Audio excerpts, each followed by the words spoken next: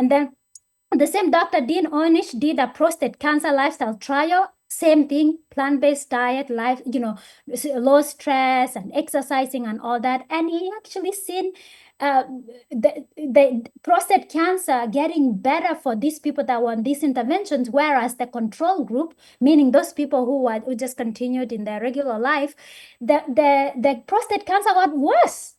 Right? So we have studied, but this is the thing. I want to say why we're missing it. One, if we don't believe the Bible, we don't know what God recommended, then we're going to be fighting.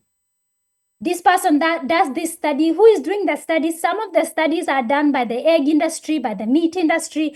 You think they're going to say that meat is bad for you or eggs are bad for you? If you go back to Genesis 1:29, and I will quote, the Bible says, "Behold, I give you herbs with seeds and trees with seed in its fruit. For you it shall be food." Right from the beginning, when God made us, he said, this is the food I'm giving you to eat. Because he knew exactly this is the kind of body I made, this is the kind of human I made, this is what is good for them, right? So he said it. So you don't see right off people eating meat until after the flood, right? There was no vegetation, and then, the animal eating starts. And people talk about like Leviticus chapter 11, which talks about clean and unclean animals and all that. They use that and say, well, why did God say that if he really didn't want humans to eat meat, right? So remember that God was not going to force them. Even though he did give the original diet, people started eating animals. And I'm sure like we love it now, they must have loved the meat, right? So he's telling them what. This is the One Mic Show. Dr. Kanyaru, you are advocating for a strict plant-based diet. In a recent post you made on Facebook, you said, open quote, "You say you are confused about what to eat because you cannot believe humans should not be eating animals as food. It is simple. Eat whole plants." End quote. Now, Dr. Kanyaru, before we get into the details on the benefits of plant-based diets, please tell us what it is that our ancestors, the medical fraternity, and even expert nutritionists have all missed about animal foods. Our audience wants to know why it is that you are one of the few nutritional experts who's advocating for the extreme position that all animal products, from meat to eggs to milk, were never meant to be consumed by humans. Dr. Kanyaru, talk to us about this. Right. And, just for the records, I've been totally plant-based for 18 years. I had my kids while I was totally plant-based. So, and they told me when I was pregnant, they're like, at least eat some eggs. At least you need to drink some milk. I was like, no, I'm not doing that. And I wasn't born like that. Okay. Because I said 17 years ago, I'm not 17 years. So I was born, in a family where in fact, we had cows. I drank milk.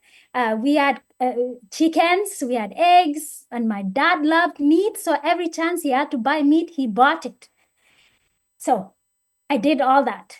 But then this is the thing. So I have looked at the studies. So I always had an interest in medicine, and I always had an interest in prevention of medicine. So a little bit background about myself. I'm Seventh-day Adventist. So there was a teaching about plant-based nutrition and health and all this. So I got myself into reading a lot of that, but then I started doing my own research when I came to America. So I went to medical school here. So I came here after high school. I went to, university, and then I started, preparing to go to medical school. So I started doing my own studying. And this is where I found out about the plant-based, nutrition, all the studies that were done about plant-based nutrition and all that. So now it wasn't about church, right? It wasn't about what they told us in the church. And mind you, even though we were taught all these things, not everybody, of course, at church was following this, right? Not even in my own case, right? We were not following this. So first things first, if you go back to Genesis 1:29, and I will quote, the Bible says, "Behold, I give you herbs with seeds and trees with seed in its fruit. For you it shall be food."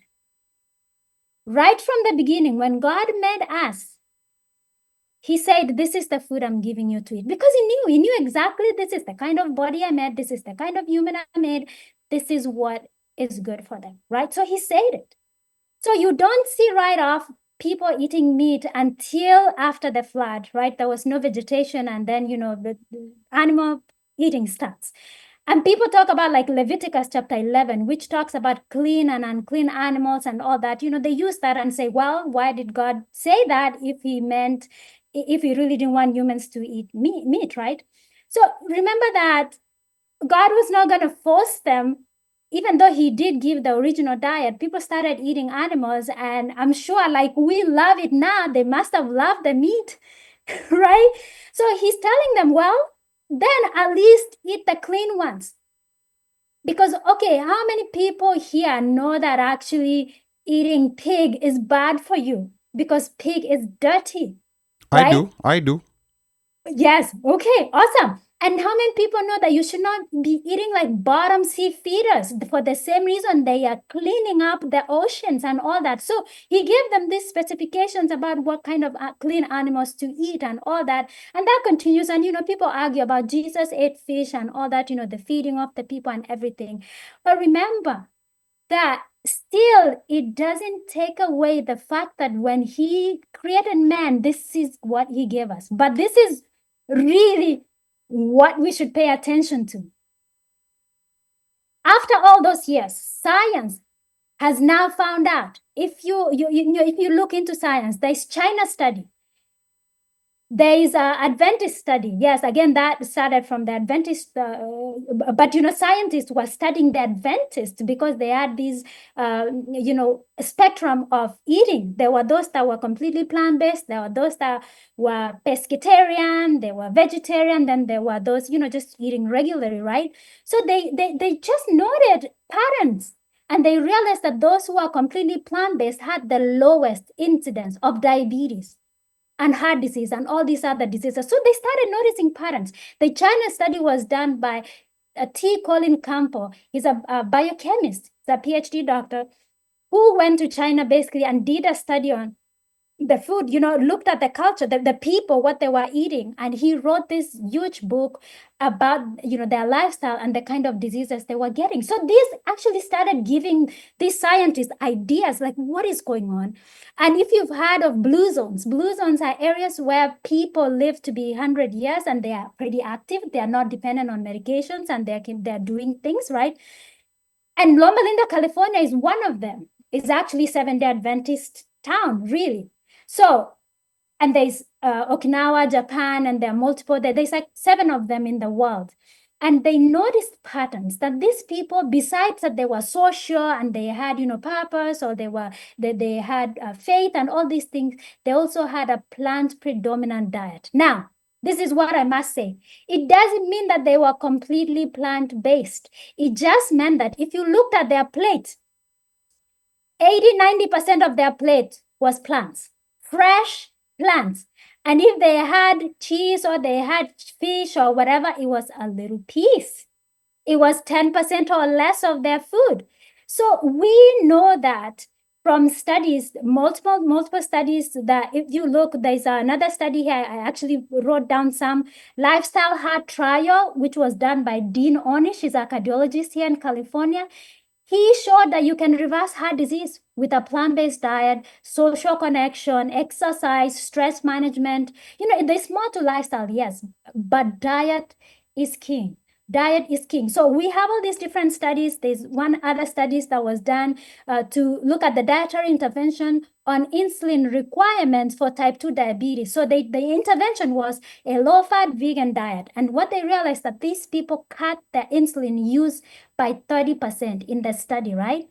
So what if they continue doing this? Now, there's a really interesting study I wanted to talk about. It's a plant-based, the title of the study is Plant-Based Diets and Risk of Mortality. It's a meta-analysis, meaning that they're looking at several studies that were looking at the same thing, right? And got all these studies. So it's a big study. And what they found out is that, the intervention was, again, plant-based diet. And It showed lower incidence of disease, lower mortality of the type 2 diabetes, of cancer, and different types of diseases. So there are studies out here. If you go, now people are becoming into AI. If you go to ChatGPT and say plant-based studies and disease reversal, I'm telling you, you will find them. But I just mentioned some for today. And then the same Dr. Dean Ornish did a prostate cancer lifestyle trial. Same thing, plant-based diet, life, low stress and exercising and all that. And he actually seen the prostate cancer getting better for these people that were on these interventions, whereas the control group, meaning those people who just continued in their regular life, the prostate cancer got worse. Right? So we have studied, but this is the thing. I want to say why we're missing it. One, if we don't believe the Bible, we don't know what God recommended, then we're going to be fighting. This person that does this study, who is doing the studies? Some of the studies are done by the egg industry, by the meat industry. You think they're going to say that meat is bad for you or eggs are bad for you? So you got to know who is doing the study. So first of all, like I said, understanding what was the original diet and looking at the studies and what actually makes sense. And I tell my patients this, and the people that I interact with, what actually really makes sense, because today there's a lot of popularity of low carbohydrate diets that promote animal-based eating, right, as a solution to our disease. And I tell my people, listen, if somebody today told you that eating fruit is bad for you, and eating starchy vegetables like potatoes and squash and all that is bad for you, eating beans is bad for you because beans is 60% carbohydrates, will you believe this person using common sense? Will you believe this person? Now, Dr. Kanyaru, wow. Again, so much to unpack here. And you brought the spiritual aspect. And that's an interesting perspective, because here at the One Mic Show, we are diverse in what we believe. And myself, I'm a Muslim, the Quran also talks a lot about food, plants, animals. So I'll tell you this, from a Quranic perspective, they're animals that God has given us to eat. And I'm saying this because there's different perspective from different kinds of faith. So there's a lot of animals that have been mentioned in the Quran. The Quran is actually very, animal heavy, when it comes to teachings about, how to do certain things, how obedient they are to us, how we climb some of them, and how, we eat some of them. There's a lot of verses about that. So this is very personal, because it's not only spiritual, but it's also cultural, in the sense that, most of us come from cultures where eating meat is a normal thing. And I want to slowly first bring this to the panel here, because this is very heavy information that people Can are consuming. Jump in? Yes, of course, Mika. I'm coming to you. This is very heavy, coming in the sense that there's certain foods that we are used to eating. Then there's conflicting advice from experts, like yourself. There's another expert who's going to come with a very compelling story about how, we should lower the amount of carbs that we are eating, and that we should increase the amount of animal proteins that we are eating.